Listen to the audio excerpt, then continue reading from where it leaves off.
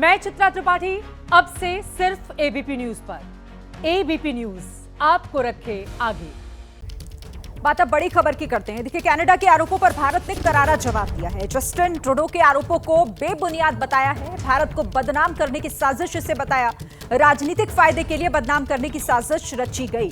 तो जो आरोप लगाए गए थे कनाडा की तरफ से, उन आरोपों पर भारत का कड़ा जवाब, ये कहते हुए कि इन आरोपों में कोई दम नहीं, आरोप बेबुनियाद है। पूरी खबर समझने के लिए मेरे साथ इस वक्त न्यूज रूम से विशाल, मेरे सहयोगी, जुड़ गए। विशाल, बताएं जरा क्या है ये पूरी खबर और इसके मायने क्या? देखिए शिरीन, लगातार कनाडा बेबुनियाद आरोप भारत के ऊपर लगाता रहा है, खासतौर पर निज्जर हत्याकांड को लेकर, और अभी तक कोई सबूत कनाडा की तरफ से नहीं पेश किए गए। भारत ने कई बार सबूत मांगे और इसी सिलसिले में जो भारत के उच्चायुक्त कनाडा में पोस्टेड हैं, उनको पर्सन ऑफ इंटरेस्ट बताया इस पूरे जांच के मामले में। कनाडा ने एक डिप्लोमेटिक जो संवाद होता है उसके जरिए, और इसी पर भारत ने करारा जवाब दिया है। कहा है कि कनाडा अपना राजनीतिक एजेंडा चला रहा है, न सिर्फ अलगाववाद बल्कि जो आतंकवादी तत्व हैं उनको पनाह दे रहा है कनाडा अपनी धरती पर। और बार बार भारत के द्वारा सबूत मांगने के बाद भी कनाडा कोई सबूत पेश नहीं कर पा रहा है। और जो कनाडा का उच्चायोग भारत में है, वो मौजूदा शासन जो कनाडा का है उसका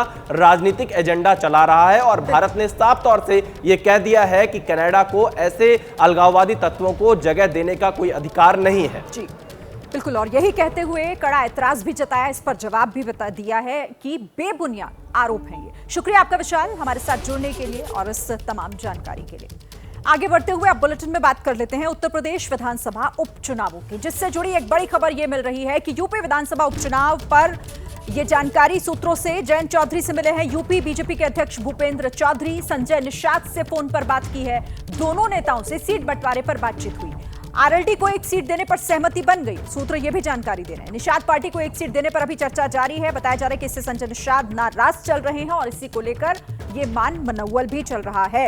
अभी और क्या डिटेल्स इसे लेकर इस खबर पर हमारे साथ नीरज पांडे जुड़ गए हैं। नीरज, क्या अपडेट? और देखिए, मेरे पास जो जानकारी है सिरीन, उसके अनुसार मीरापुर सीट जो कि पश्चिमी उत्तर प्रदेश की है, वो विधानसभा सीट आरएलडी को देने की पक्ष में है भारतीय जनता पार्टी, वो लगभग तय हो चुका है। मझवा सीट पर पेच अभी फंसा हुआ है। Majhawan seat Bharatiya Janata party Nishad party को देना तो चाहती है, लेकिन वहाँ से चाहती है जो भी चुनाव लड़े, चाहे वो भारतीय जनता पार्टी का कैंडिडेट हो या निषाद पार्टी का candidate, symbol Bharatiya Janata party का हो। तो इस बात को लेकर निषाद पार्टी के अध्यक्ष संजय निषाद अड़े हुए हैं कि ये मैसेज उनके कार्यकर्ताओं में गलत जाएगा, इसलिए वो चाहते हैं कि निषाद पार्टी का कैंडिडेट भी हो और निषाद पार्टी के सिंबल पे चुनाव हो। इस बात को लेकर अभी चल रही है बात। भारतीय जनता पार्टी के सीनियर लीडर्स उनके संपर्क में हैं, लगातार उनसे बातचीत चल रही है। गठबंधन टूटने जैसी या नाराजगी जैसी दोनों तरफ से बात कहा गया कि हम कोई नाराजगी नहीं है, ये अभी गठबंधन के अंदर बातचीत चल रही है। और शायद है कि संजय निषाद को वो seat, Majhawan seat Bharatiya Janata party दे। तो अभी फिलहाल ये फाइनल ही हुआ, अगले 1-2 दिन में, कल तक मुझे लगता है ये तस्वीर साफ हो जाएगी और दोनों तरफ से इस चीज़ की घोषणा कर दी जाएगी।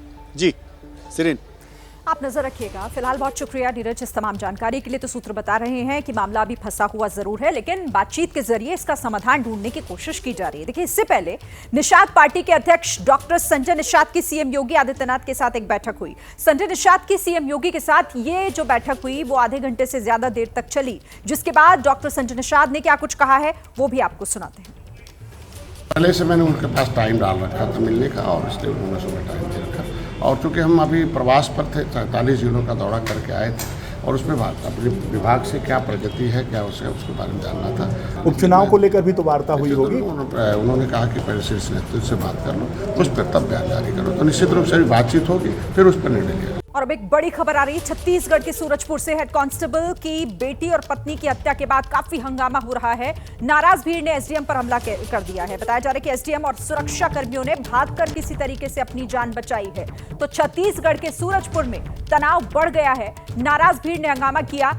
हेड कांस्टेबल की बेटी और पत्नी की हत्या कर दी गई, जिसके बाद लोगों की नाराजगी यहां पर लगातार बढ़ती जा रही है। हंगामा किया गया। तस्वीरें आपके सामने है छत्तीसगढ़ का सूरजपुर इलाका, जहां पर इस वक्त तनाव का माहौल है। किसी तरीके से एसडीएम और सुरक्षा कर्मियों ने वहां से भागकर अपनी जान बचाई, क्योंकि भीड़ उन पर हमलावर हो गई थी।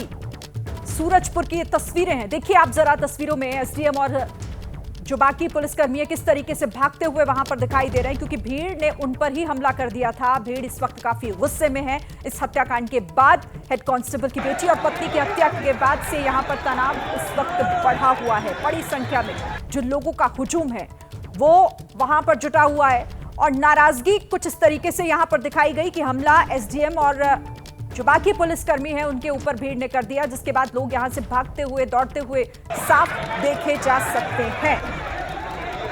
तस्वीरें आप देखिए, लोगों का हुजूम सड़कों पर है। इस हत्याकांड का विरोध किस तरह से किया जा रहा है। नाराज भीड़ ने एसडीएम पर निशाना साधा, हमला किया और किसी तरह से वो वहां से भागे अपनी जान बचाकर। लोगों का गुस्सा इस हत्याकांड के बाद बढ़ा हुआ है और इस पर हमारे पास और क्या जानकारी है, जयप्रकाश त्रिपाठी हमारे सहयोगी जुड़ गए हैं। जयप्रकाश, भीड़ हम देख रहे हैं अनकंट्रोल दिखाई दे रही है, फिलहाल क्या हालात वहां पर? देखिए, फिलहाल सूरजपुर में तनाव की स्थिति बनी हुई है। डबल मर्डर केस के बाद जो है पुलिस जब पहुंची थी तो पुलिस के ऊपर भी जानकारी आई कि जो भीड़ है वो उग्र होने की कोशिश कर रही थी। मौके पे जो एसडीएम पहुंचे थे उन्हें भी जो है पिटाई की गई और भीड़ ने दौड़ाया। और इसके बाद फिलहाल जो जानकारी आ रही है कि कई जिलों से पुलिस बल बुलाया गया है और जिस तरह की घटना है, घटना के बाद जो है पुलिस तमाम जिलों की मौके पे पहुंची हुई है, भीड़ को कंट्रोल करने में लगी हुई है।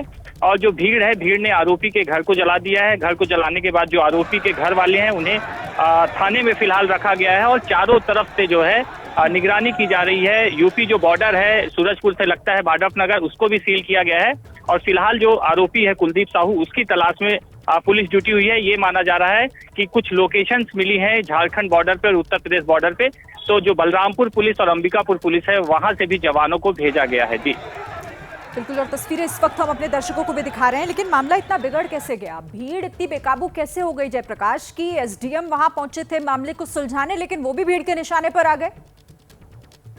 देखिए, ये जो आरोपी है कुलदीप, ये आदतन अपराधी है और जिला बदल का आरोपी है। लेकिन देखिए कि जिला बदल का आरोपी होने के बावजूद सूरजपुर जिले में बाकायदा घूम रहा था। किसी को कोई खबर नहीं थी पुलिस को कि ये जिला बदल का आरोपी घूम रहा है, बड़े चाव से घूम रहा था। बताया जा रहा है कि ये कांग्रेस पार्टी से जुड़ा हुआ है और कांग्रेस के कार्यकाल में इसका बाकायदा रसूख था और बाकायदा इसकी गुंडागर्दी चलती थी। लेकिन जो है इसने एक आरक्षक से रात में बहस हुई, बहस के बाद इसने खौलता तेल डाल दिया।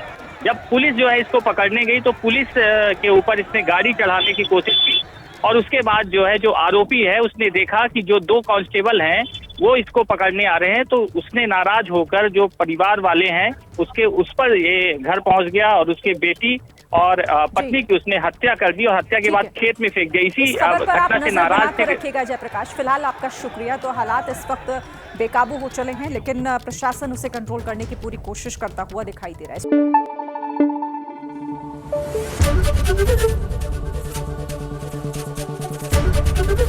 एबीपी न्यूज आपको रखे आगे।